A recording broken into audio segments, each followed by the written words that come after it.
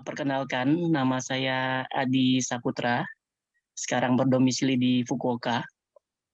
Sekarang saya bekerja sebagai CSO Ani dan Ivan untuk bisnis kuliner Indonesia dan halal vending mesin di Jepang. Indonesia kan diharapkan menjadi pusat industri halal dunia ya, mungkin pada tahun 2024.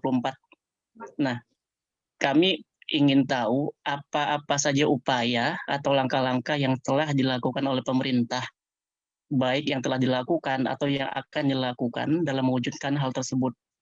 Nah, kemudian mungkin sedikit ngasih saran atau ide untuk mewujudkan pusat industri halal dunia itu, apakah mungkin kalau halal vending mesin ini kita bisa jadikan mediasi untuk pemasaran produk-produk halal Indonesia di berbagai negara? Pak Adi ya, jadi memang itu sudah di statementkan oleh Presiden sendiri bahwa kita memang tidak hanya seperti tadi saya katakan menjadi konsumen terbesar, dan juga kita selama ini menjadi lembaga sertifikasi yang paling diakui oleh dunia. Nah, untuk sertifikasi hampir 50 lebih lembaga sertifikat di luar negeri itu memperoleh pengakuan. Jadi mereka minta endorsement dari Indonesia. Jadi mereka memerlukan di dunia ini, Amerika maupun di Eropa, maupun di Australia, di Cina, di Jepang, semua lebih 50 lembaga sertifikat halal di dunia itu memperoleh pengakuan, endorsement dari kita Indonesia.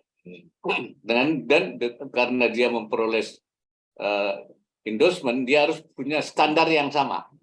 Jadi yang kalau sudah diakui, di-endorse oleh Indonesia, berarti standar dia sama dengan Indonesia. Sebab kita verifikasi. Nah, sekarang kita ingin jadi negara produsen terbesar di dunia. Karena kita memiliki semua. Umatnya besar, 87%. Sumber daya alamnya juga besar. Ya, baik bidang pertanian, bidang kelautan, dan semua itu potensi yang kita miliki besar sekali. Oleh karena itu kita masuk akal lah.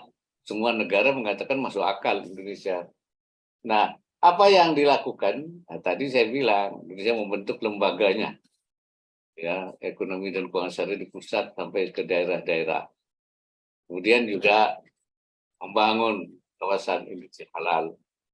Nah, kemudian mendorong UMKM, ya untuk tumbuh dan melahirkan optaker yang nanti yang memfasilitasi. Ya.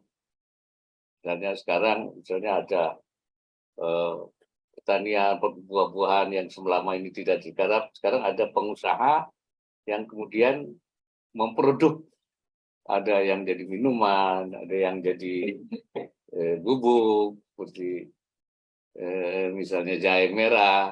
Nah, itu kemudian nanas, kemudian dan sebagainya, kemudian diekspor ke luar negeri.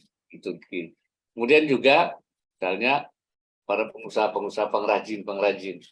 Nah, semua lembaga ikut menjadi bapak angkat, atau istilahnya itu yang termasuk Bank Indonesia sendiri itu terus mengembangkan itu.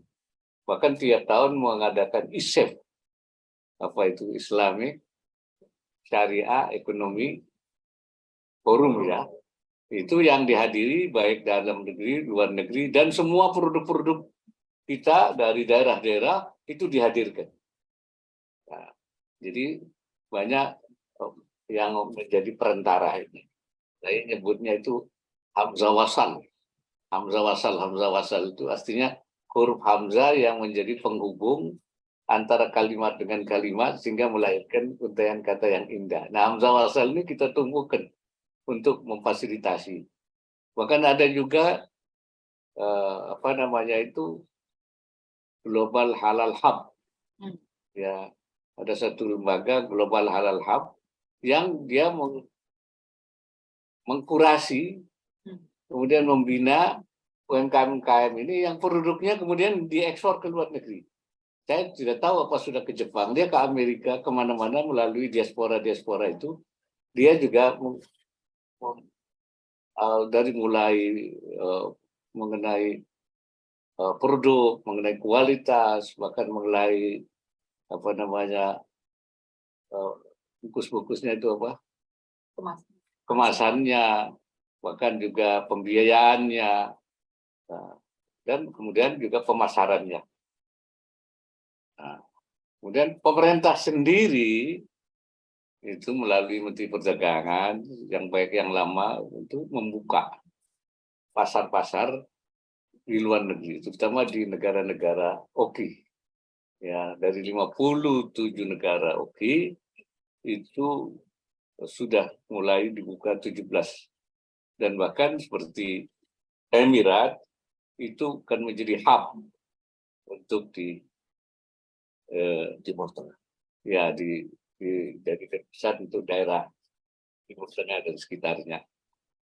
Dan kita juga terus menggerakkan program hilirisasi di bidang produk-produk selain tambang itu makanan. Nah, saya waktu saya ke Mesir itu saya mendapatkan Mesir ternyata menjadi ekspor kopi ke Eropa dan ke Amerika. Saya tanya, apa Mesir itu punya kopi? Tidak, katanya. Nah, kopinya dari mana? Kopinya dari Indonesia, kemudian rempahnya dari Indonesia, kemudian mereka olah kopi dengan rempah, kemudian lahirlah kopi Mesir yang terkenal di Amerika. Nah, ini saya pikir ini kita harus kenapa menjadi kopi Mesir? Kita mulai juga mengembangkan supaya pengolahan kopi itu hilirisasinya kita olah sendiri, dan saya kira cita rasa kopi yang dibangun oleh kita dari mulai Papua, kita punya jenis kopi yang mulai Papua sampai Aceh itu berbagai kopi kita itu seperti itu. Jadi kita dorong apa namanya ini produk-produk dalam negeri ini. Karena itu juga diaspora menjadi penting, ya. Ini bagian saya bilang ekosistem kita di dalam membangun produk-produk halal untuk pemasarannya. Berkali itu.